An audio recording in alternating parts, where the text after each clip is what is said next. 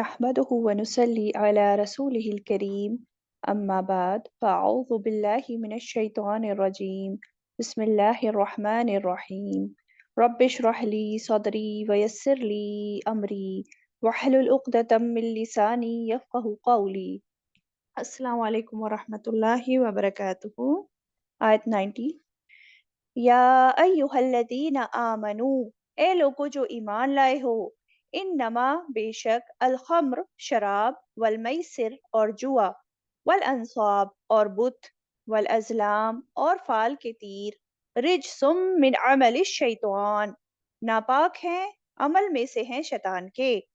फज्तनिबूहु, बस बचो उससे, लअल्लकुम तुफ्लिहून, ताकि तुम फलाह पा जाओ। ये इसका तर्जुमा आयत 90 का। अब देखें ना, ये पूरी जो सूरह मायदा है, मदनी सूरत, इस सूरत में ईमान वालों को बहुत सारे अहकामात दिए जा रहे हैं। हुँ? और अब उन अहकामात में से कुछ ऐसे अहकामात हैं जो कि माशरे की इस्लाह के लिए ज़रूरी हैं। और इसी तरह इस आयत में भी ऐसी चीज़ों से बचने का हुक्म दिया गया है जो माशरे का बिगाड़ का सबब बनती हैं चीज़ें। तो यहाँ 4 चीज़ों से बचने का हुक्म है। आप अभी आपने तर्जुमा देखा। क्या फरमाया कि ए लोगों जो ईमान लाए हो, बेशक शराब, जुआ, बुत और फाल के तीर ये नापाक हैं, शैतानी अमल में से, इनसे बचो ताकि तुम फलाह पा जाओ। तो इन 4 चीज़ों से बचने का हुक्म है। तो ये जो बात आ रही है इन्नमल खम्रु, खम्र, खम्र किसे कहते हैं ये पता होना चाहिए। खम्र वैसे तो यहाँ शराब के लिए है ना, तो खम्र बेसिकली इसका लफ्ज़ी मायना तो होता है ढाँपना। अल खम्रु मा खमर अल अक्ल, यानी कि खम्र हर वो चीज जो अकल को ढांप दे, उसको खम्र कहते हैं। इसमें अब शराब भी आ जाएगी और तमाम नशावर चीजें इसमें शामिल हैं। अब चाहे वो खाई जाती हो या पी जाती हो या सूंघी जाती हो, या लोग जो इंजेक्शन लगाते हैं नशावर चीजों के, तमाम की तमाम वो खम्र में शामिल हैं। और देखिए खिमार वर्ड आप सुनते हैं ना, खिमार, वो भी इसी से निकला है। मैंने बताया ना, खम्र का लफ्जी माना ढांपना है, और खिमार क्या होता है? ओढ़नी, जो ओढ़ी ओढ़ने वाला जो चादर होती है, उस ओढ़नी, उसको खिमार कहते हैं। ठीक है, तो ये भी इसी से निकला है। तो खम्र क्या हो गया? हर वो चीज जो अकल को ढांप दे। और देखिए इसमें ये बात भी याद रखनी चाहिए आपको कि जिस चीज की ज्यादा मिकदार नशा पैदा करती है, उसकी कम मिकदार भी हराम होती है। जैसे कि आप सल्लल्लाहु अलैहि वसल्लम ने फरमाया, मा अक्सरा कसीरुहु फकलीलुहु हराम, यानी कि जिसकी ज्यादा तादाद जो है वो जो है नशा पैदा कर रही है, उसकी कम तादाद भी वो हराम ही होगी। अब देखिए शराब के बारे में हम पहले भी पढ़ चुके हैं, 2 हुक्म पहले आ चुके हैं शराब के बारे में। पहला हुक्म आपने सूरह बकरा में पढ़ा था और फिर सूरह निसा में भी पढ़ा था। अब ये यहाँ तीसरा हुक्म है ना। तो इमाम अहमद अबू हुरैरा से रज़ियल्लाहु ताला अन्हु से रिवायत करते हैं कि शराब को 3 मरहलों में हराम किया गया था। रसूल सल्लल्लाहु अलैहि वसल्लम जब मदीना तशरीफ लाए ना, तो उस वक़्त लोग शराब पीते और जुआ भी खेलते थे उस वक़्त। उन्होंने इन चीज़ों के बारे में आप सल्लल्लाहु अलैहि वसल्लम के पास जाकर पूछा, तो अल्लाह ताला ने ये आयत नाज़िल फरमाई, यसअलूनका अनिल खम्रि वल मैसिर कुल फीहिमा इस्मुन कबीरुन व मनाफ़िउ लिन्नास। सूरह बकरा की आयत 219 पढ़ चुके हैं आप, है ना?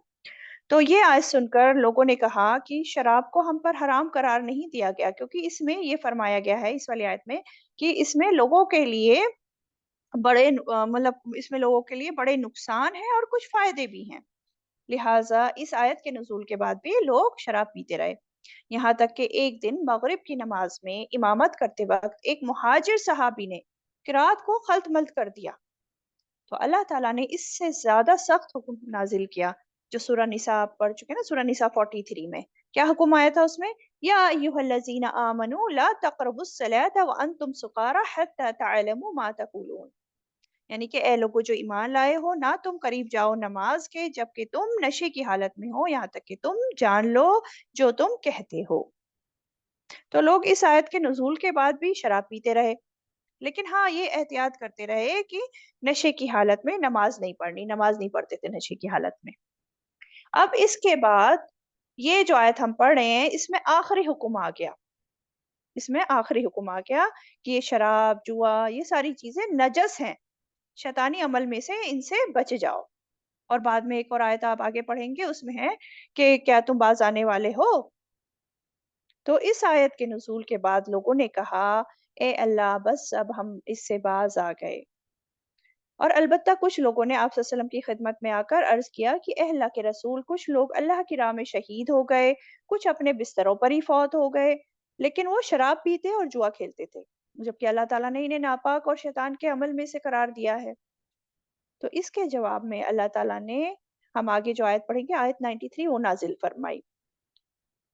کیا اس میں کیا ہے کہ یعنی جو لوگ ایمان لائے اور نیک عمل کرتے رہے ان پر کچھ گناہ نہیں اس معاملے میں جو وہ کھا چکے، یعنی کہ مطلب اس کا کیا ہے کہ جو پہلے ہو چکا وہ ہو چکا، کیونکہ تب تک تو کوئی حکم ہی نہیں آیا تھا، اب حکم آ گیا ہے، قانون بن گیا ہے، اب آپ یہ سب نہ کریں، ٹھیک ہے؟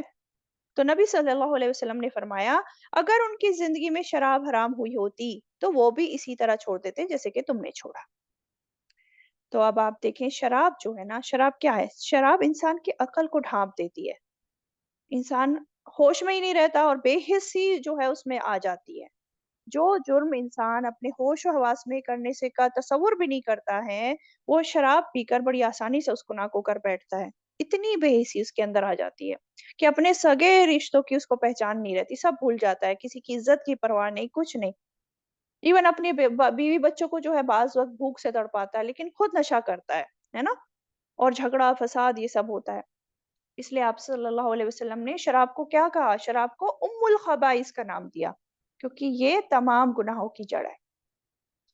اور شراب کے حوالے سے لعنت بھی کی گئی، جو حدیث سے ہمیں معلوم پڑتا ہے کہ شراب پر لعنت کی گئی، ایک تو شراب پر خود لعنت ہے، پھر اس کے پینے والے پر لعنت، اس کے پلانے والے پر لعنت کی گئی، اس کے بیچنے اور خریدنے والے پر لعنت کی گئی، اور اس کو کشیدہ کرنے والے اور جس کے لیے کشیدہ کی جائے، اور اس کو اٹھانے والے اور جس کی طرف اس کو اٹھا کر لے جایا جائے، ان سب پر اللہ کی لعنت ہے۔ یہ ابو داؤد کی روایت سے ہمیں معلوم پڑتا ہے۔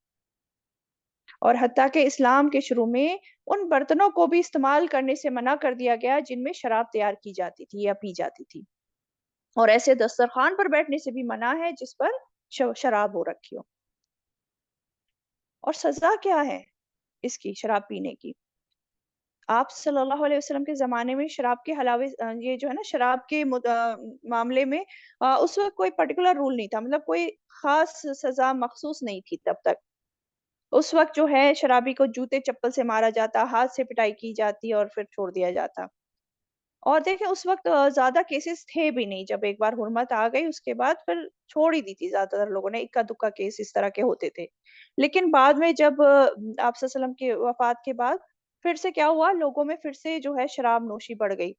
تو تب حضرت عمر رضی اللہ تعالیٰ عنہ نے صحابہ اکرام کے ساتھ مشورہ کیا، اور اس میں عبد الرحمن بھی تھے۔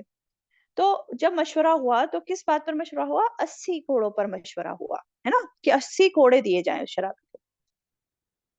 لیکن ویسے اس سزا کے معاملے میں علماء کا اختلاف ہے، بعض نے کہا 40 کوڑوں کی سزا اور بعض نے 80 کوڑوں کی سزا بتائی ہے۔ اور شراب کی حرمت کے حوالے سے آپ دیکھیں بہت ساری حدیثیں ہمیں ملتی ہیں، ان میں سے تھوڑا دیکھ لیتے ہیں۔ آپ صلی اللہ علیہ وسلم کا فرمان ہے، میں یہ حدیثوں کا مفہوم بتا رہی ہوں آپ کو۔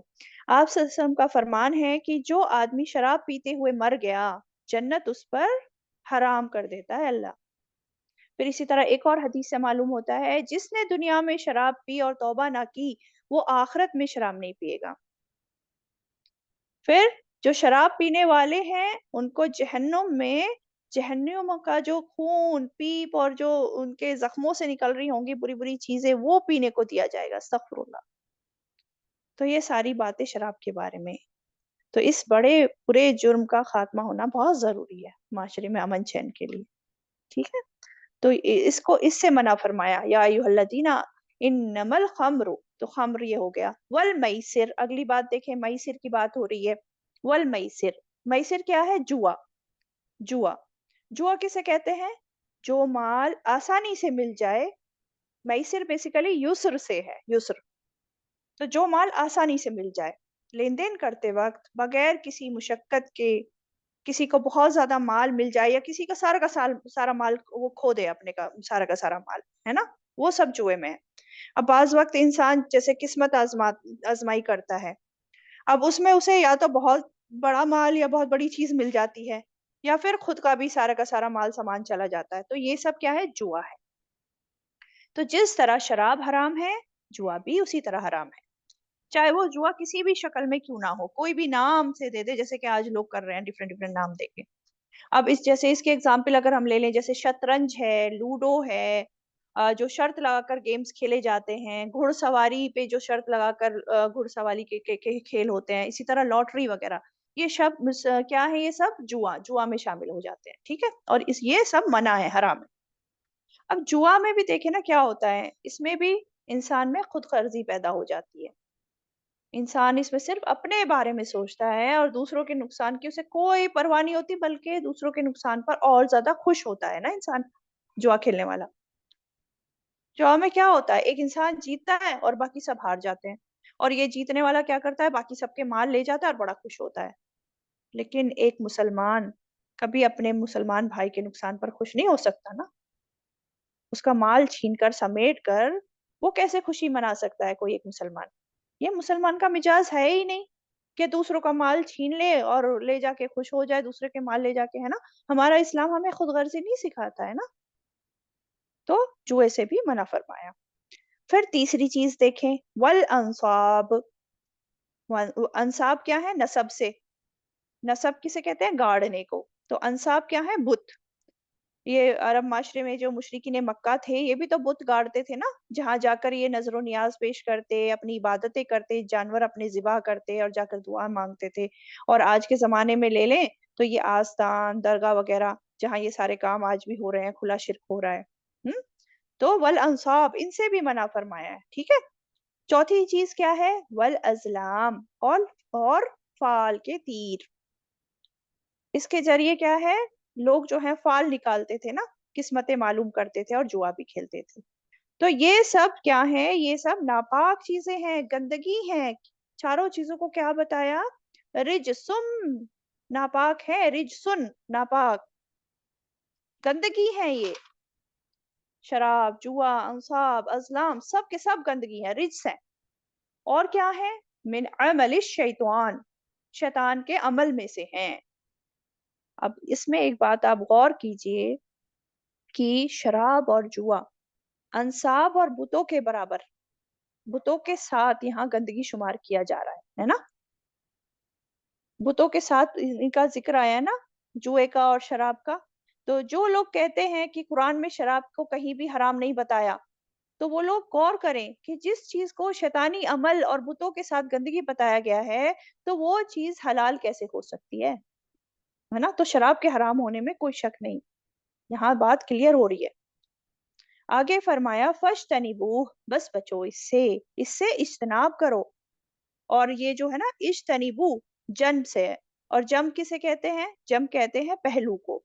یعنی کہ کیا مطلب ہوا؟ کہ اس سے اپنا پہلو بچاؤ، اس کے قریب بھی نہ پھٹکو، ہاتھ بھی نہ لگاؤ اس سے، اس کے پاس بالکل مت جاؤ. بس بچو اس سے. فَاجْتَنِبُوهُ لَعَلَّكُمْ تُفْلِحُونَ، تاکہ تم فلاح پا جاؤ.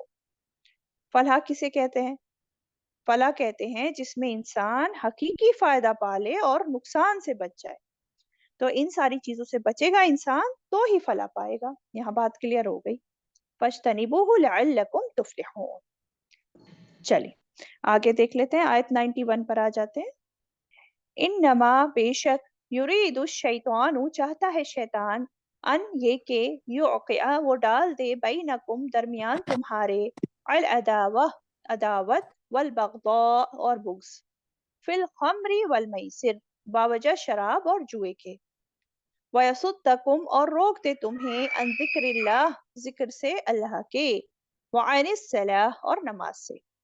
فَهَلْ أَنْتُمْ مُنْتَهُونَ، تو کیا تم باز آنے والے ہو؟ اب اس آیت میں دیکھتے ہیں کیا بتایا جا رہا ہے. بیسیکلی اب جو ہم نے ابھی چیزیں پڑھی، اب ان چیزوں کے نقصانات کا بیان ہے اس آیت میں. پچھلی آیت میں آئے نا کہ یہ شیطانی عمل ہے، اور شیطان کیا چاہتا ہے؟ شیطان کی تو ہر وقت ہی ہے جو ہے یہی کوشش رہتی ہے کہ وہ انسان کو گمراہ کر دے، بہکا دے، غلط کام کروا لے کسی نہ کسی طرح انسان سے. تو فرمایا یہاں کہ بے شک شیطان چاہتا ہے کہ وہ شراب اور جوئے کے ذریعے تمہارے درمیان عداوت اور بغض ڈال دے. اور آپ دیکھیں معاشرے میں دیکھتے بھی ہیں نا کہ شرابی لوگ کس طرح کسی کے وفادار ہوتے ہی نہیں ہے، کسی کی خیرخواہی وہ کرتے ہی نہیں ہے. ابھی جیسے کہ بتایا اپنی بیوی بچوں تک سے دشمنی رکھنے لگتا ہے شرابی انسان، بغض رکھنے لگتا ہے. اور ایسے گھروں میں، خاندانوں میں پھر محبتیں جو ہیں وہ ختم ہو جاتی ہیں اور عداوتیں، دشمنیاں پیدا ہو جاتی ہیں. شراب کے نشے میں تو دیکھیں آپ، دوست دوست کو قتل کر دیتا ہے. گھر والے جو اپنے گھر والوں کو وہ شرابی قتل کر سکتا ہے. لڑائی جھگڑے، مار پٹائی ایسے گھروں میں جو ہے عام ہوتی ہیں. تو یہ سب شیطانی عمل ہے جو یہ شراب کے ذریعے جو ہے یہ شیطان کراتا ہے، اور جوئے کے ذریعے بھی یہی کام کراتا ہے. جوا بھی جیسے کہ ابھی بتایا، جب جوا کھیلتے ہیں لوگ تو جیتنے والا تو خوش ہوتا ہے، لیکن جو ہار جاتا ہے، جب وہ ہار گیا، اس کا سارا مال چلا گیا، تو اس کے دل میں جیتنے والے کے خلاف کیا ہوگا؟ بے پناہ بغض، نفرت، دشمنی پیدا ہو جائے گی نا. اور بعض وقت آپ دیکھتے ہیں کہ اس میں قتل و غارت بھی ہو جاتی ہے اس کی وجہ سے. تو یہ تو دنیاوی نقصان ہے نا. اور ساتھ میں اور کیا نقصانات ہیں اس کے، وہ بھی دیکھ لیتے ہیں آگے کہ وَيَصُدَّكُمْ عَنْ ذِكْرِ اللَّهِ وَعَنِ الصَّلَاةِ، اور روک دے تمہیں ذکر سے اللہ کے اور نماز سے. شیطان تم کو شراب اور جوئے جیسی چیزوں میں ڈال کر اللہ کے ذکر سے، نماز سے روکنا چاہتا ہے. اب دیکھیں نا، انسان جب ہوش میں ہی نہیں ہوگا تو اللہ کا ذکر کیسے کرے گا؟ وہ تو اللہ کے ذکر سے شیطان روک دے گا نا، انسان کو اللہ کی یاد سے دور کر دے گا. اور نماز بھی کیسے پڑھے گا وہ جب اپنے ہوش میں ہی نہیں ہے، اس کی عقل ماری ہوئی ہے. تو اس کی اگر وہ نماز والی بات تو پڑھے گا ہی نہیں. اور اگر پڑھ بھی رہا ہوگا تو کیا توجہ ہوگی اس کی نماز میں، کیا خشوع خضوع ہوگا؟ کچھ نہیں ہوگا نا. کیا پڑھ رہا ہے، منہ سے کیا کلمات ادا کر رہا ہے اس غافل حالت میں، کچھ نہیں پتا، الٹا سیدھا نماز پڑھے گا نا. تو شیطان یہی چاہتا ہے کہ روک دے تمہیں اللہ کے ذکر سے اور نماز سے. تو اللہ تعالیٰ آگے کیا فرما رہے ہیں؟ فَهَلْ أَنْتُمْ مُنْتَهُونَ، تو کیا تم باز آنے والے ہو؟ سوالیہ انداز. اللہ تعالیٰ سوالیہ انداز میں کہہ رہے ہیں کہ اتنے ساری اس کی جو ہیں نقصانات ہیں، تو کیا تم باز آنے والے ہو؟ اور روایت میں آتا ہے جب یہ آیت نازل ہوئی تو عمر رضی اللہ تعالیٰ عنہ نے، صحابہ اکرام نے فرمایا انتہینا انتہینا، ہم رک گئے، ہم باز آ گئے، ہم باز آ گئے. تو فوراً جو ہے بات مان جاتے تھے، ہے نا. آیت 92 دیکھتے ہیں. وَأَطِيعُوا اللَّهَ وَأَطِيعُوا الرَّسُولَ، اور اطاعت کرو اللہ کی اور اطاعت کرو رسول کی. وَاحْذَرُوا، اور ڈرو. فَإِن تَوَلَّيْتُمْ، پھر اگر منہ موڑ لیا تم نے. فَاعْلَمُوا، تو جان لو. أَنَّمَا، بے شک. عَلَى رَسُولِنَا، ہمارے رسول کے ذمے. البلاغ المبین، پہنچا دینا ہے کھلم کھلا. اب یہاں کیا حکم ہے؟ وَأَطِيعُوا اللَّهَ وَأَطِيعُوا الرَّسُولَ، اللہ کی اطاعت کرو اور رسول کی اطاعت کرو. اطاعت کسے کہتے ہیں؟ حکم ماننے کا نام اطاعت ہے نا. اور دیکھیں، غور کریں، یہاں اللہ کی اطاعت کا الگ حکم ہے اور رسول کی اطاعت کا بھی الگ حکم ہے. دونوں کی اطاعت ضروری ہے. یہ نہیں کہ بس ہم اللہ کی بات مانیں گے، قرآن مانیں گے اور ہم حدیث کو فالو نہیں کریں گے. نہیں، دونوں کی اطاعت کرنی ضروری ہے نا. اور دیکھیں، اب شراب اور جوئے کی بات ہو رہی تھی، تو شراب اور جوئے کے بارے میں صرف قرآن میں حکم نہیں آئے ہیں، بلکہ آپ صلی اللہ علیہ وسلم نے بھی جو ہے حدیثوں کے ذریعے اس چیز کی قباحتوں کو اور اس کی حرام ہونے کو واضح طور پہ جو ہے بیان کیا ہے، جیسا کہ ابھی پیچھے ہم نے دیکھی تمام حدیثیں. تو کوئی بھی معاملہ ہو، دینی معاملہ ہو یا دنیاوی معاملہ ہو، اللہ تعالیٰ کی بھی اطاعت کرنی ہے اور رسول صلی اللہ علیہ وسلم کی بھی اطاعت کرنی ہے، ان کا بھی حکم ماننا ضروری ہے. ٹھیک ہے. پھر اس میں آگے کیا بتایا جا رہا ہے؟ وَاحْذَرُوا، اور ڈرو. کس سے ڈرنے کی بات ہو رہی ہے؟ اللہ اور رسول کی نافرمانی کرنے کے نتیجے میں اس کے جو پیچھے آنے والا عذاب ہے، اس سے ڈرو. فَإِن تَوَلَّيْتُمْ، پھر اگر منہ موڑ لیا تم نے. کس سے منہ موڑ لیا؟ اللہ اور رسول کی اطاعت سے اگر تم نے منہ موڑ لیا تو کیا ہوگا؟ فَاعْلَمُوا، تو جان لو. أَنَّمَا عَلَى رَسُولِنَا الْبَلَاغُ، تو جان لو کہ ہمارے رسول کے ذمہ پہنچا دینا ہے. المبین، کھلم کھلا. یعنی کہ اگر تم منہ موڑو گے، اللہ رسول کی اطاعت نہیں کرو گے، بات نہیں مانو گے، حکم نہیں مانو گے، تو اس میں کیا ہے کہ رسول کی ذمہ داری تو صرف اتنا ہے کہ وہ پیغام پہنچا دیں، واضح کر کے بات کو سمجھا دیں. اور آپ صلی اللہ علیہ وسلم نے پیغام پہنچا دیا اور واضح کر کے ہم سب کو سمجھا بھی دیا. قرآن کے تمام حکموں کو لوگوں تک پہنچا دیا آپ نے. اور کھول کھول کر بتایا بھی اس حکم کو، ان حکموں کو، تاکہ کوئی بھی جو ہے شک نہ رہے، کوئی کنفیوژن نہ رہے لوگوں کے بیچ، واضح کر کے سمجھا دیا۔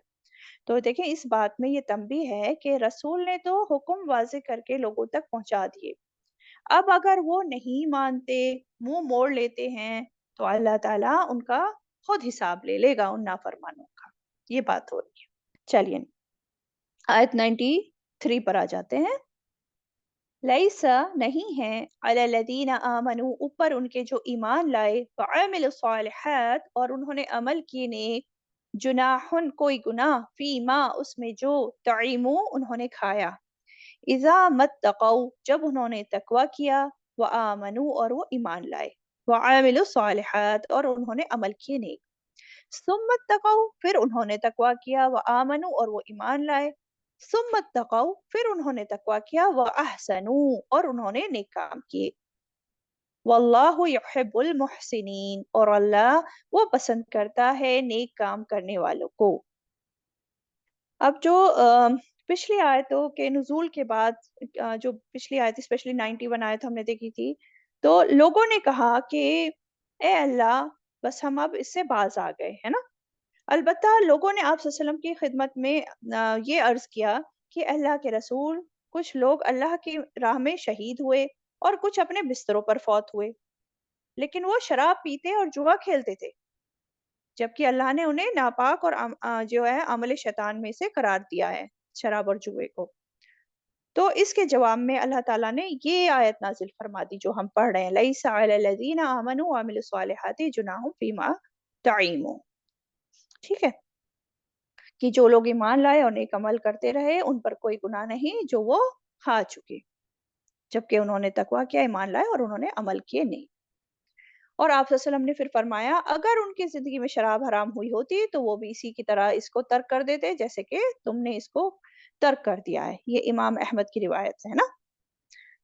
تو اس میں جو بات ہو رہی ہے اگر ہم آیت کو دیکھیں، لیس علی الذین آمنوا وعملوا الصالحات جناح فیما تعیموا اذا متقوا وآمنوا وعملوا الصالحات، کہ ان لوگوں پر جو ایمان لائے اور نیک عمل کیے کوئی گناہ نہیں اس معاملے میں جو وہ کھا پی چکے۔ جناح کی بات ہو رہی ہے، کوئی گناہ نہیں۔ جناح، جناح کسے کہتے ہیں؟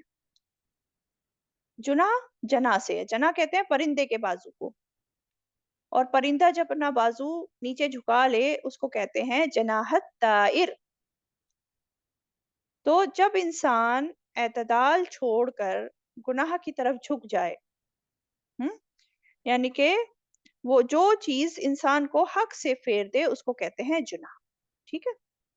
اور اس میں جو آگے بات ہو رہی ہے فیما تعیموا، اس میں جو انہوں نے کھایا پیا، یعنی کہ اس میں کوئی گناہ نہیں جو آلریڈی کھا پی چکے، تو یہ تعیموا کھانے کی بات جو آ رہی ہے اس میں کھانا اور پینا یہ دونوں کے لیے آتا ہے تعیموا، ٹھیک ہے، بیسیکلی مزہ چکھنے کے مطلب میں آتا ہے۔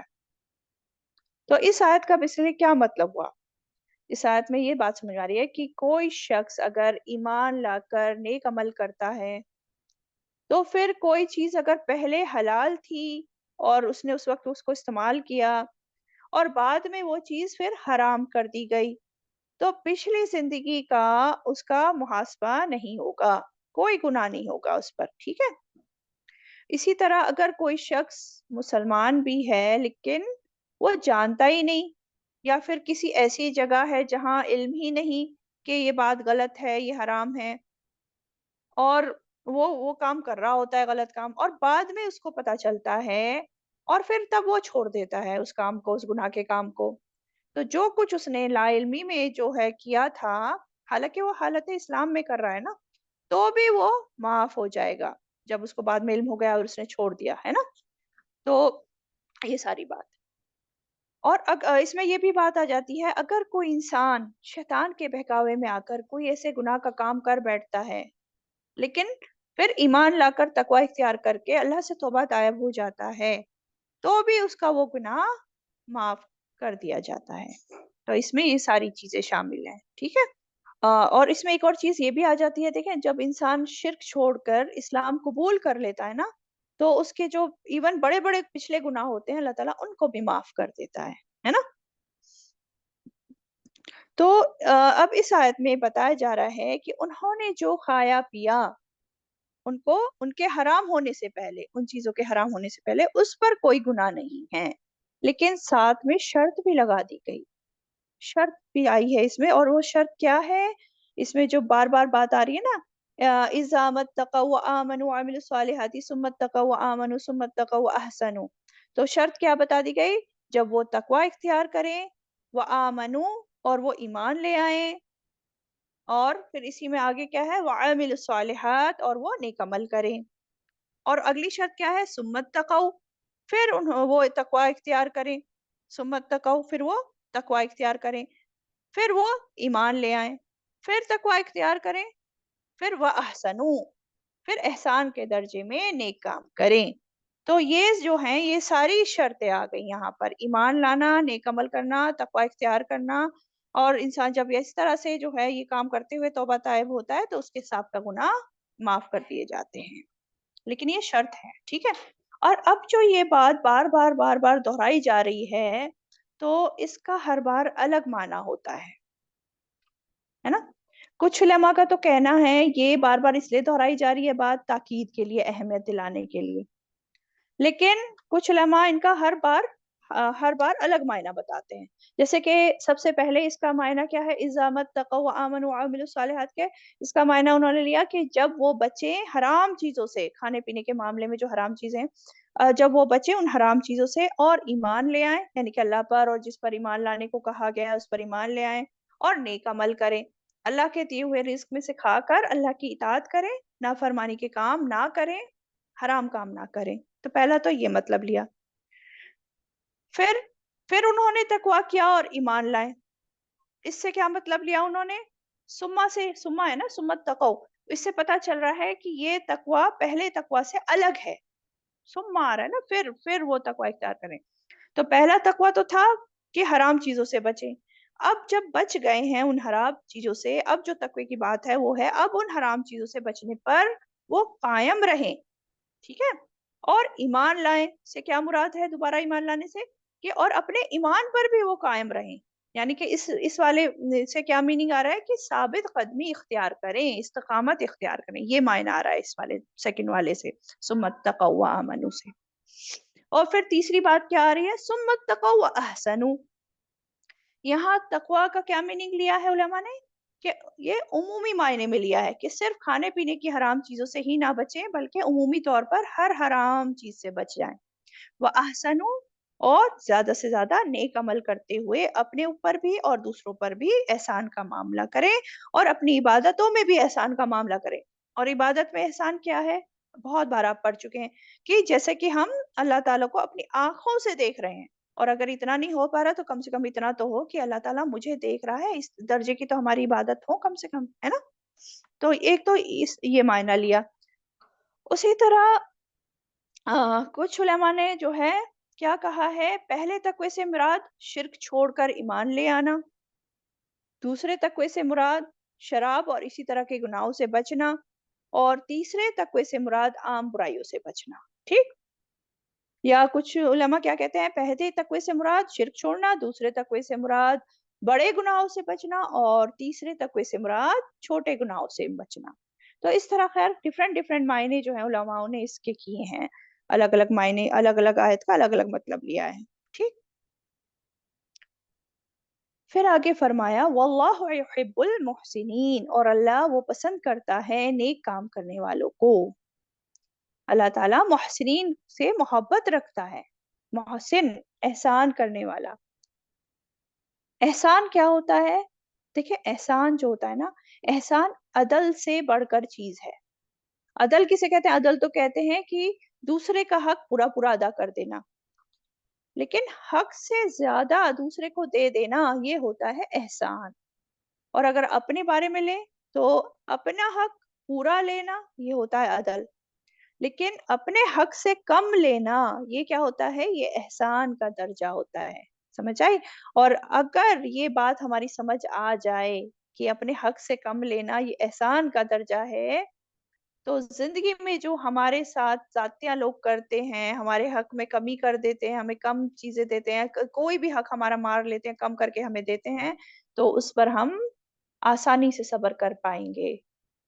کہ یہ ہم احسان کر رہے ہیں، ہم محسنین میں شامل ہو رہے ہیں، اور محسنین میں شامل ہو رہے ہیں تو اللہ تعالیٰ کی محبت ہمیں نصیب ہو رہی ہے۔ تو ہر ایک کے ساتھ احسان کریں اور اپنے ساتھ بھی احسان کریں، اس سے کیا ہوگا؟ اللہ تعالیٰ کی محبت حاصل ہوگی۔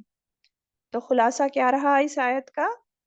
بیسیکلی اس آیت میں شراب پینے والوں کے لیے اور گناہ کرنے والوں کے لیے خوشخبری سنائی گئی ہے کہ اگر آئندہ زندگی میں تم غلط چیزوں سے بچو گے، ایمان لاؤ گے، نیک عمل کرو گے اور اس پر استقامت اختیار کرو گے، مزید نیکیاں کرتے چلے جاؤ گے اور احسان کی روش اختیار کرو گے، تو اللہ تعالیٰ پچھلے سارے گناہ معاف کر دیں گے۔ سبحان اللہ۔ اور اس آیت میں ایمان، تقوی اور احسان کی فضیلت بھی پتہ چل رہی ہے نا، اور خاص طور پر کھانے کی پینے کے معاملے میں تقوی اختیار کرنا، کیونکہ یہاں شراب کی بات چل رہی ہے نا۔ اور تیسری بات کیا پتہ چلی ہمیں؟ اللہ تعالیٰ کی محبت حاصل کرنی ہے تو محسنین بننا ہے، سب کے ساتھ احسان کرنا ہے، لوگوں کے ساتھ بھی، اپنے ساتھ بھی، اور ہماری عبادتوں میں بھی۔ ٹھیک، آیت 94 پر آ جاتے ہیں۔ یا ایہا الذین آمنو، اے لوگو جو ایمان لائے ہو، لَيَبْلُوَنَّكُمُ اللَّهُ بِشَيْءٍ مِّنَ الصَّيْدِ، لَيَبْلُوَنَّكُمْ، البتہ ضرور آزمائے گا تمہیں، اللہ بِشَيْءٍ، ساتھ ایک چیز کے، من الصَّيْد، شکار میں سے، تنالہ، پا لیں گے اسے، ایدیکم، ہاتھ تمہارے، ورماحکم، اور نیزے تمہارے، لیعلم اللہ، تاکہ جان لے اللہ، من، کون، یخافہ، ڈرتا ہے اس سے، بالغیب، غیبانہ طور پر، فمن اعتدی، تو جو کوئی زیادتی کرے، بعد ذلک، اس کے بعد، فلہو، تو اس کے لیے، عذاب علیم، عذاب ہے دردناک۔ اب اس میں دیکھیں عربوں کا جو کلچر تھا اس میں شکار بہت کامن تھا، اور ان کے کھانے پینے کا جو دارمدار تھا اکثر و بیشتر وہ بھی شکار پر تھا بیسڈ، ہے نا۔ تو شکار کے حوالے سے بھی اللہ تعالیٰ نے مسلمانوں کی آزمائش کر دی، اور بیسیکلی اس آیت میں ایمان والوں کو امتحان کے لیے تیار کیا جا رہا ہے۔ فرمایا، کیا فرمایا؟ یا ایھا الذین آمنوا لیبلونکم اللہ بشیء من الصید، اے لوگو جو ایمان لائے ہو، البتہ ضرور آزمائے گا تمہیں اللہ، ساتھ ایک چیز کے، شکار میں سے، پالیں گے اسے، ہاتھ تمہارے اور نیزے تمہارے۔ بات ہو رہی ہے یہاں پہ خشکی کے شکار کی، احرام کی حالت میں، ٹھیک ہے۔ اور اس میں جو ہے بات ہو رہی ہے کہ شکار جو ہے اتنا قریب ہوگا کہ اس کو ہاتھ سے پکڑا جا بھی سکتا ہے، اور اس کو آرام سے نیزہ مار کر بھی اس کا شکار کیا جا سکتا ہے، ٹھیک ہے۔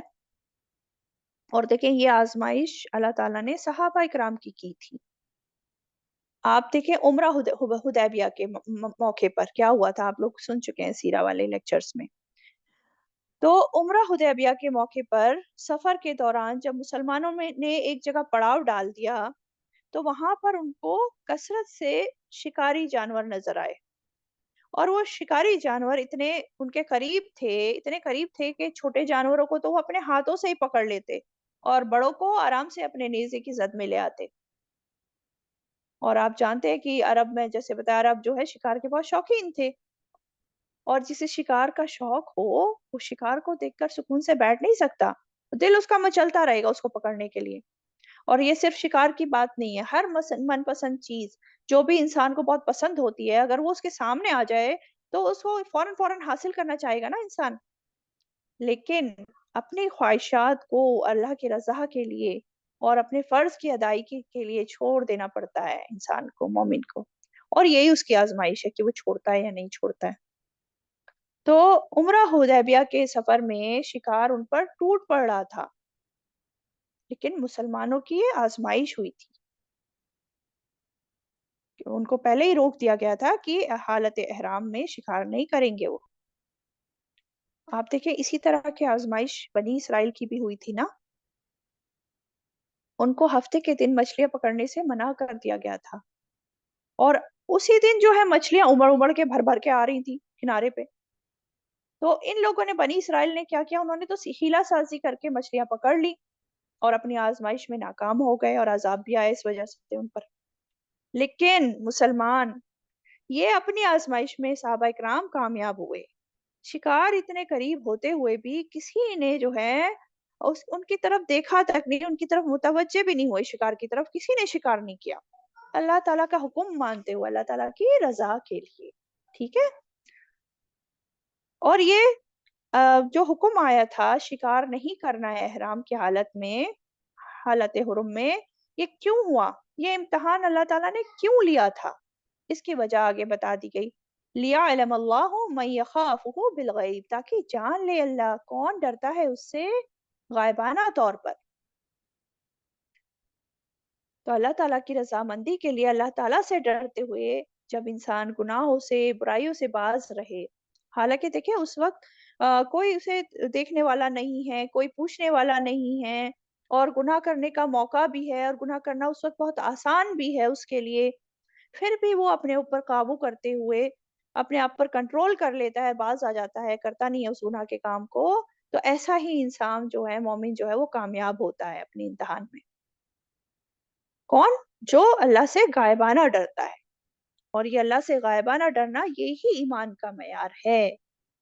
اور غائبانہ کے کیا مطلب لیں گے؟ ایک تو ہے کہ تنہائی میں، اکیلے میں، جب کوئی اسے نہیں دیکھ رہا ہے، اور غائبانہ جب اللہ تعالیٰ کو ہم نے دیکھا تو نہیں ہے نا، ہم بنا دیکھے اللہ تعالیٰ سے ڈرتے ہیں، تقوی اختیار کرتے ہیں، تو غائبانہ کے دونوں مطلب آ جاتے ہیں اس میں۔ سورہ ملک میں بھی آپ پڑھتے ہیں ڈیلی، سونے سے پہلے رات کو، ہے نا، آیت نمبر 12 میں کیا پڑھتے ہیں؟ ان الذین یخشون ربهم بالغیب لهم مغفرۃ واجر کبیر، کہ بے شک وہ لوگ جو اپنے رب سے غائبانہ ڈرتے ہیں ان کے لیے مغفرت اور اجر اجر کبیر ہے۔ یعنی کہ جو اللہ تعالیٰ سے غائبانہ ڈرتے ہیں نا، ان کے لیے مغفرت ہے، اللہ تعالیٰ ان کے گناہوں کو، ان کی کمی کوتاہیوں کو معاف کر دیتا ہے، اور ساتھ میں اور کیا ہے؟ اجر کبیر، اجر کبیر بھی ہے، بہت بڑا اجر بھی اللہ تعالیٰ ایسے لوگوں کو عطا کرے گا۔ تو بیسیکلی اللہ تعالیٰ بندوں کی تربیت کرنا چاہتے ہیں کہ بندے ہر حال میں اللہ تعالیٰ کی اطاعت کریں، اللہ تعالیٰ کے حکم سے اگر کبھی کوئی چیز حلال چیز تھی اور لیکن اس سے اب بچنے کو کہا جا رہا ہے تو حلال سے بھی وہ بچیں، جیسا کہ ابھی حالت احرام میں حلال جانوروں سے بھی بچنے کو کہا جا رہا ہے نا، ان کا شکار کرنے کو منع کیا جا رہا ہے۔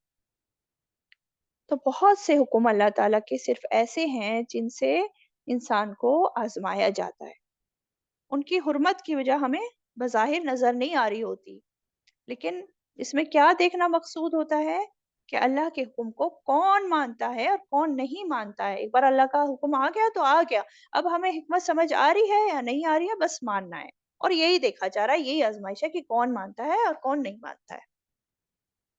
آگے فرمایا فَمَنِ اعْتَدَى بَعْدَ ذَلِكَ فَلَهُ عَذَابٌ أَلِيمٌ، تو جو کوئی زیادتی کرے اس کے بعد تو اس کے لیے عذاب ہے دردناک۔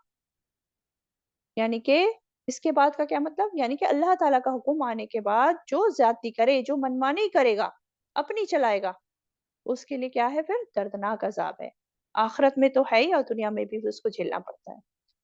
اب اس میں ایک بات غور کرنے کی ہے کہ یہ حکم، یہ بات کس کو کہی جا رہی ہے؟ یہ بات ایمان والوں سے کہی جا رہی ہے، اور بیسیکلی صحابہ اکرام سے یہ بات کہی جا رہی ہے کہ تمہارا امتحان ہوگا، لیکن اگر تم امتحان میں کامیاب نہیں ہوئے، تم نے زیادتی کی، تو اللہ پھر اپنی پکڑ میں بھی تم کو لے سکتا ہے، دردناک عذاب بھی تمہیں جھیلنا پڑ سکتا ہے۔ تو صحابہ اکرام کے لیے اتنی بھاری بات، بڑی بات کہی جا رہی ہے نا، تو ہم اپنا سوچیں، ہم خود کو ایمان والے کہتے ہیں اور سوچتے ہیں ہم ایمان والے ہیں، اب کچھ بھی کریں، اب ہماری پکڑ تو ہونی نہیں ہے۔ تو یہاں پہ بہت ڈرنے والی بات ہے، یہاں پہ ہم سب کے لیے بھی وارننگ ہے، ایسا نہیں ہے کہ ہم کچھ بھی کریں، ہمیں بھی اللہ تعالیٰ کے تمام حکم ماننے ہیں، تبھی جو ہے نجات ہے، ورنہ تو کیا ہوگا؟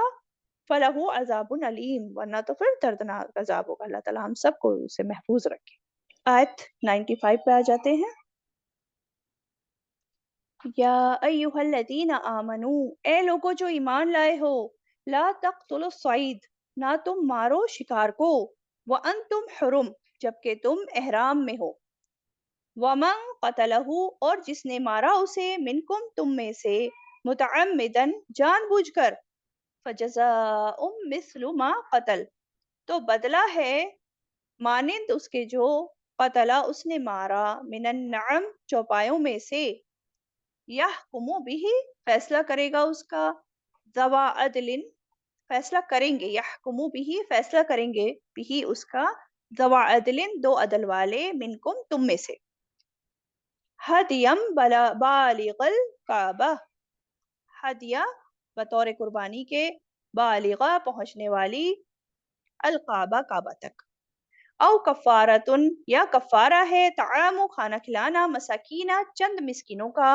औ अदलु ज़ालिक या बराबर उसके, सियामा रोजे रखना है, लियज़ूका वबाल अमरी ताकि वो चखे वबाल अपने काम का, अफ़ल्लाहु अम्मा सलफ दरगुजर किया अल्लाह ताला ने उससे जो गुजर चुका, वमन आदा और जो कोई लौटा, फ़यंतक़िम तो इंतकाम लेगा अल्लाहु अल्लाह मिन्हु उससे, वल्लाहु अज़ीज़ुन ज़ुंतिक़ाम और अल्लाह बहुत ज़बरदस्त है, इंतकाम लेने वाला है। अब यहाँ देखिए, यहाँ भी ईमान वालों को खिताब है, या अय्युहल्लज़ीना आमनू ला तक़्तुलुस सैद, ए लोगों जो ईमान लाए हो, ना तुम मारो शिकार को जबकि तुम हालत एहराम में हो। ठीक, ये बात हो रही है। अब यहाँ पे शिकार को मारने का से मना किया जा रहा है। शिकार कहते किसे हैं, पहले तो ये पता होना चाहिए ना शिकार किसे कहते हैं। तो जो खुश्की का वहशी जानवर होता है, वहशी जानवर यानी कि जो पालतू नहीं होता, और जो हलाल होता है यानी कि हराम नहीं, हराम जानवर की बात नहीं हो रही है। खुश्की का वहशी जानवर हलाल होना चाहिए और जिस पर काबू पाना मुश्किल हो। अब देखें ना, वहशी जानवर अब इंसान को देखकर भाग पड़ता, अमूमन इंसान उस पर काबू नहीं पा सकता, तो जिस पर काबू पाना मुश्किल हो। फिर और एक और बात क्या है शिकार में, कि किसी की मिल्कियत में भी ना हो, किसी की मिल्कियत में भी नहीं होना चाहिए वो जानवर। जैसे कि हिरन जो जंगल में रहता है ना, तो ये शिकार है, ठीक है। तो शिकार में क्या क्या आ गया, वहशी जानवर, हलाल होना चाहिए, उस पर काबू पाना मुश्किल हो, और उस किसी की मिल्कियत में नहीं होना चाहिए, तो ये होता है शिकार। तो यहाँ पे क्या बताया जा रहा है कि ऐ ईमान वालो, जब तुम एहराम की हालत में हो तो तुम शिकार को मत मारो। तो जब से इंसान देखें एहराम पहन लेता है और एहराम की नियत कर लेता है, तभी से एहराम की पाबंदियां उस पर लग जाती हैं, और उस पाबंदी में से एक पाबंदी ये भी है कि उसको शिकार करना खुशी का मना है। अब शिकार इंसान क्यों करते हैं, बाज वक्त तो देखें शौक के लिए करते हैं, शौक होता है लोगों को बहुत ज्यादा, और बाज वक्त अपने खाना के लिए जो है शिकार करते हैं। तो वजह कोई भी हो, शिकार करना मना है हर हाल में, ठीक है। खुद भी शिकार नहीं कर सकते हालत एहराम में, खुद भी उस जानवर को कत्ल नहीं कर सकते, और किसी को शिकार करने में मदद भी नहीं कर सकते, किसी की रहनुमाई तक नहीं कर सकते, किसी को एक कोड़ा उठाकर भी नहीं दे सकते, है ना। किसी भी तरह से हेल्प करना, तायीद करना और खुद शिकार करना, ये सब मना है, ठीक है। और इसमें ये बात भी है कि यहाँ पे जो बात है ना शिकार, तो जानवर अगर हराम है, जैसे कि शेर है, चीता है, भेड़िया है, उनको कत्ल किया जा सकता है अगर जरूरत पड़ जाए तो, है ना। यानी कि कोई अजियत देने वाली चीज, उसको मारा जा सकता है हालत एहराम में या हुदूद हरम में। जैसे कि चूहा, बिच्छू, पागल कुत्ता, सांप, इन सबको मारने की इजाजत है हुदूद हरम में भी और एहराम की हालत में भी। यहाँ पे भेड़ बकरी की तरफ इशारा नहीं है, क्योंकि देखिए मुर्गी, भेड़, बकरी ये तो ज़िबा कर सकता है एहराम की हालत में, क्योंकि लेकिन जो वहशी जानवर हैं जैसे कि नील गाय है, हिरन है, ये जो शिकारी जानवर हैं, इनके शिकार को मना किया जा रहा है ना। तो ये बात क्लियर होनी चाहिए। और ये जो बात हो रही है वअंतुम हुरुम, तो हुरुम के यहाँ दो मायने हैं, जैसे कि अभी बताया, एक तो हालत एहराम में, जब लिबास एहराम का पहन लिया जाए और नियत कर ली जाए, और दूसरा मतलब है हुदूद हरम के अंदर, यानी कि दोनों ही चीजों में, या तो एहराम की हालत में है और दूसरा हुदूद हरम में है, तो शिकार करना मना है। फिर आगे देखते हैं क्या बताया जा रहा है। आगे बताया जा रहा है कि अगर कोई शिकार कर ले तो अब क्या करें। तो जिसने मारा उसे, आगे क्या बताया जा रहा है इसमें देखिए, वमा कतलहू मिनकुम मुतअम्मिदन, और जिसने मारा उसे तुम में से जानबूझकर, यानी कि तुम में से मतलब अहले ईमान में से जो एहराम की हालत में है, जानबूझकर मारा, मुतअम्मिदन यानी कि दिल के इरादे से कत्ल करा। अगर भूल कर मार दिया शिकार को, भूल ही गया था कि मैं एहराम की हालत में हूँ, या फिर ये कभी कभी ऐसा होता है कि कुछ चीज फेंक के मारी किसी और तरफ, वो जाके लगे किसी जानवर को, शिकार के जानवर को, और वो मर गया, तो वो अलग बात है। वो तो फिर खता हो जाती है, और इसमें उलमा का इख्तलाफ है कि क्या करना है क्या नहीं करना है ना। लेकिन यहाँ बात हो रही है कि जिसने मारा उसे तुम में से जानबूझकर, तो क्या होगा, तो बदला है मानिंद उसके जो उसने मारा चौपायों में से। हम्म। तो अगर जानबूझकर कत्ल किया है शिकारी जानवर को तो फिर कफारा देना होगा, उसी के बदले का मवेशी जानवर चौपायों में से मिनन नाम सदका करना होगा। और मवेशी नाम में क्या क्या आ जाते हैं, ऊंट, गाय, भेड़, बकरी। यानी किसी ने ऐसे शिकारी जानवर का कत्ल किया जैसे कि वो ऊंट के बराबर है, अगर उसका साइज है ना, तो उसे ऊंट जिबा करना होगा, ऊंट का सदका करना होगा जिबा, ठीक है, कुर्बानी करके। इसी तरह जैसे किसी ने हिरन का शिकार किया, अब हिरन के बराबर का जानवर चौपायों में से क्या है, बकरा है, तो फिर उसे बकरा फितिये में दिया जाएगा, तो देना पड़ेगा, ठीक है। तो यानी जिस दर्जे का शिकार है उसी के बराबर मिसल कफारा अदा करना होगा। और उलेमा ने फिर मुख्तलिफ चीजों को देखा है मिसल होने में। मिसल में क्या है, शक्ल भी देखी जाती है, हाल हुलिया, कीमत, किस तरह वो खाते पीते हैं, वो सारी चीजें मिसल में फिर देखते हैं उलेमा, और उसके हिसाब से फिर वो डिसाइड करते हैं। अब ये कौन फैसला करेगा कि कौन से शिकार के बदले कौन सा चौपाया जो है फिदिया दिया जाएगा, अब वो कौन डिसाइड करेगा। अब वो आगे बता दिया कि यह हुकुमु बिही दवा अदलिम मिनकुम, फैसला करेंगे उसका दो अदल वाले तुम में से। ठीक। अब अदल वाले कौन लोग होते हैं ये भी तो पता होना चाहिए। अदल वाले से मुराद कौन है, ये वो लोग हैं जिनको शरई हुक्म भी मालूम है, और जो जानवरों की मिसल है उसकी भी उनको पहचान है कि इसका मिसल क्या होगा। और अदल वालों में कौन आ जाता है, दीनदार लोग, जो फराइज अदा करने वाले हैं, यानी कि नमाज रोजे के जो पाबंद हैं, जो कबीरा गुनाहों से बचने वाले हैं और सगीरा गुनाहों पर इसरार नहीं करने वाले, और बंदों के हुकूक भी देने वाले हैं। ये सब कौन है, अदल वाले लोग हैं, ठीक है। तो ऐसे दो अदल वाले जो इंसाफ पसंद, अच्छे, समझदार, मोतबिर लोग हैं, वो फैसला करेंगे कि फिदिया क्या होगा। और ये दो अदल वाले कौन होंगे, मोमिनों में से होंगे, मिनकुम तुम में से, मोमिनों में से होने चाहिए ये दो अदल वाले, ठीक है। हदियम बालिगल काबा, बतौर कुर्बानी के पहुंचने वाली काबा तक। हदी देखें उस जानवर को कहते हैं जो हरम की हदूद में जिबा किया जाता है। तो इस जानवर को जो फिदिये में जिबा किया जा रहा है उसको हरम में ले जाकर जिबा किया जाए, मक्का में, और वहीं के मिस्कीन गरीबों में फिर तकसीम किया जाएगा, बाहर नहीं। यहाँ पे आप बता दिया ना, हदियम बालिगल काबा, काबा तक वो पहुंचने वाली है, यानी कि वहीं जाके उसको जिबा किया जाए, वहीं के गरीबों मिस्किनों में वो तकसीम भी किया जाएगा, ठीक। या फिर क्या कर सकते हैं, औ कफारतुन, या कफारा है तामु मसाकीन, खाना खिलाना चंद मिस्किनों का।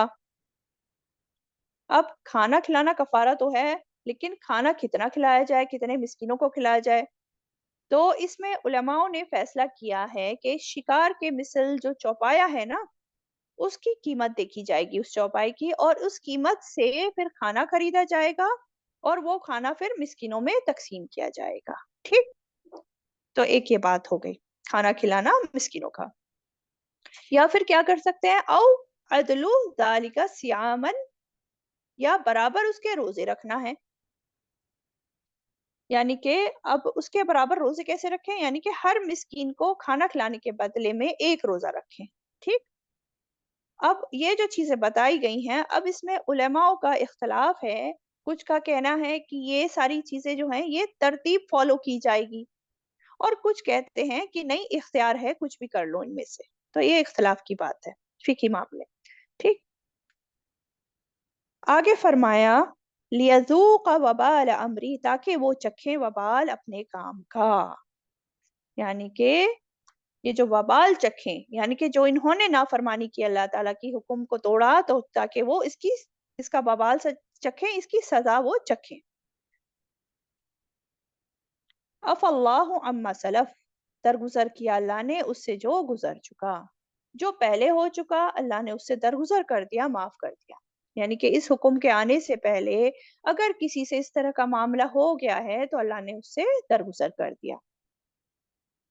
अब देखे ना, जब कोई हुक्म उतरता था तो सहाबा इकराम फिक्र करने लगते थे کہ یہ تو ہم سے پہلے بات ہو چکی ہے، گناہ ہو چکا، اب کیا ہوگا ہمارا؟ تو یہاں پہ بتا دیا گیا کہ جو پہلے ہو چکا اب ہو چکا، لیکن اب آئندہ نہیں کرنا، پچھلا تو معاف ہو جائے گا۔ عفو کہتے ہیں گناہ پر پکڑ نہ ہونا، ٹھیک۔ پھر آگے فرمایا ومن عادا، اور جو کوئی لوٹا، ومن عادا یعنی کہ اس حکم کے آنے کے بعد پھر اگر کوئی ایسا کرے گا کہ احرام کی حالت میں شکار کر لے گا یا حدود حرم میں شکار کر لے گا تو کیا ہوگا؟ فَيَنْتَقِمُ اللَّهُ مِنْ، تو انتقام لے گا اللہ اس سے۔ انتقام بہت زبردست یہ ورڈ ہے، انتقام، بدلہ لینا، بدلہ لینا، گناہ پر پکڑنا۔ تو یہ کوئی چھوٹا گناہ نہیں ہے احرام کی حالت میں حدود حرم میں جو ہے شکار کرنا، بہت بڑا گناہ ہے، تبھی تو اتنا سخت لفظ آیا ہے کہ اللہ تعالیٰ انتقام لے گا اس سے۔ واللہ عزیز ذو انتقام، اور اللہ بہت زبردست ہے، انتقام لینے والا ہے۔ یہاں اللہ تعالیٰ کی دو صفت بتا دی، عزیز، ذو انتقام، زبردست انتقام لینے والا۔ اور انتقام دیکھیں وہی لے سکتا نا جس کے پاس پوری طرح قوت، طاقت، غلبہ ہو، اور اللہ تعالیٰ تو سب سے زیادہ عزت، غلبے والا ہے، قہر والا ہے۔ تو اگر کوئی مجرم جرم کرتا ہے تو اللہ اسے پکڑ لے گا، اس سے بدلہ لے لے گا۔ تو اس لیے اللہ تعالیٰ سے ڈرتے رہنا چاہیے، کوئی بھی ایسا کام نہیں کرنا چاہیے جس سے اللہ تعالیٰ ناراض ہوں اور اس کے غضب کے مستحق ہو جائیں۔ تو اس آیت سے ہمیں کیا باتیں پتہ چلی اگر ہم دیکھیں تو پہلی بات تو یہ کہ حالت احرام میں یا حدود حرم میں شکار کرنا منع ہے۔ پھر ایک اور بات اس میں یہ بھی ہے کہ محرم اگر شکار کر لیتا ہے تو اس شکار سے کسی کو بھی کھانا حلال نہیں ہے، وہ شکار مردار شمار ہوتا ہے، کوئی بھی نہیں کھائے گا اس سے۔ پھر اور کیا بات سمجھ آ رہی ہے کہ احرام کی حالت جو ہے، احرام کی حالت کی تعظیم ہے، ریسپیکٹ ہے، یعنی کہ جب احرام پہن یا نیت کر لی تو اب اس میں آپ ایک اسپیشل اس میں آ گئے، اس اسٹیٹ میں آ گئے، تو اس میں اس احرام کی عزت کرنا لازم ہے، اس لیے شکار بھی جو ہے محرم کو منع کر دیا گیا ہے۔ اور حرم، حدود حرم کی بھی تعظیم ہے، تو اس لیے وہاں بھی شکار کرنا منع ہے۔ اب دیکھیں نا اتنے زیادہ حاجی آتے ہیں ہر سال حج کرنے، ہے نا، اور عمرہ بھی کرنے، تو حرم میں اگر کوئی شکار کرے گا اور وہ شکار کرتے ہوئے وہ جو ہے ہتھیار کسی پھینکا تو شکار کی طرف لیکن جا لگا کسی حاجی کو، ہے نا، تو یہ صحیح نہیں ہے نا۔ تو حرم جو ہے امن کی جگہ ہے، عبادت کے لیے لوگ وہاں آتے جاتے ہیں، اس لیے وہاں شکار منع ہے۔ ایک ریزن یہ بھی ہو سکتی ہے کیونکہ حرم جو ہے امن والی جگہ ہے، لوگوں کی جان مال عزت کی حفاظت، ایون جانوروں درختوں کی، ہر ایک کے لیے وہاں امن ہے حرم میں۔ تو یہ ساری باتیں ہمیں اس آیت سے پتہ چل رہی ہیں۔